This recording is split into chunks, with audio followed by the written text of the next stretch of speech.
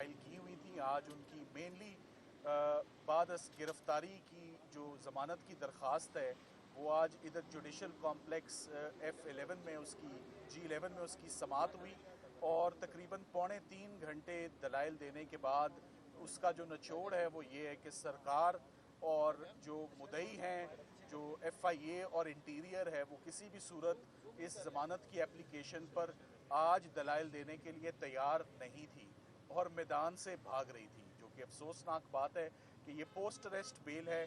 ये मैं आपको बात बताता चलूं कि ये इमरान खान साहब की पहली पोस्ट अरेस्ट बेल है। इससे पहले आज दिन तक जितने भी मुकदमे उनके ऊपर बने उन सब में उनकी pre arrest bails 1 to all, in all cases all courts have confirmed pre arrest bails, क्योंकि तमाम पॉलिटिकली मोटिवेटेड केसेस थे, किसी भी केस के अंदर कोई सब्सटेंस नहीं था।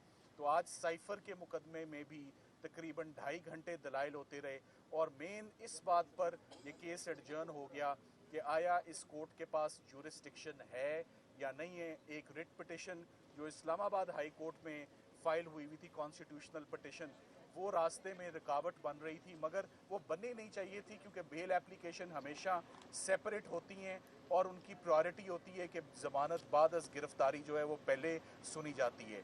साइफर के केस में एक बेबुनियाद और एक बिल्कुल खोखला केस है। जैसे पिछले केसेस हैं उसी तरह ये केस भी है।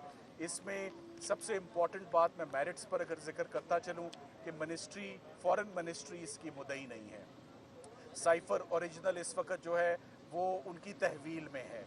इस वक्त सोशल मीडिया पे स्टेटमेंट्स ऑलरेडी सर्कुलेट कर रही हैं कि साइफर इस वक्त कहाँ है।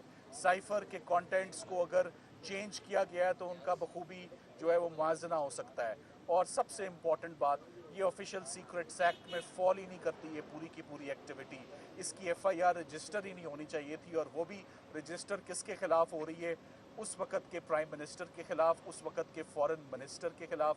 बड़ी ये रिस्पॉन्सिबल पोजीशंस हैं और बड़े पढ़े लिखे लोग इस पर इन ओहदों पर जो है वो फाइज थे और वो इसकी सेंसिटिविटी को बखूबी जानते थे। और ऑफिशियल सीक्रेट तो ये कोई भी नहीं था, ये तो एक सिंपली फॉरेन कंट्री की मदाखलत थी पाकिस्तान के इंटरनल डोमेस्टिक पॉलिटिक्स के अंदर, जो कि नहीं होनी चाहिए थी। जिसके ऊपर आवाज़ उठाई जाती है वो सुप्रीम कोर्ट भी जाता है, वो मामला डिक्लासिफाई होके, और उसको बाकायदा कैबिनेट डिक्लासिफाई करती है और उसके बाद नेशनल सिक्योरिटी काउंसिल के आगे भी इस मामले को रखा जाता है। सो ये पूरे का पूरा केस ये काफ़ी वीक केस है और उसका बेस्ट इंडिकेटर हमें आज की प्रोसीडिंग से आ गया, जब सरकार उस केस को खोलने के लिए ही रजामंद नहीं है और इस बात पर भी इंसिस्टेंट है कि आपके सामने ओपन कोर्ट में, जुडिशल कॉम्प्लेक्स में, बड़ी सिक्योर कोर्ट है। 100 से ज़्यादा मरतबा इमरान खान साहब यहाँ आए, आप सब ने उसकी ऑफ कोर्स फिल्मिंग भी की हुई है और वो नेशनल TV पर भी वो सारी चीज़ जो सर्कुलेट हुई हुई है।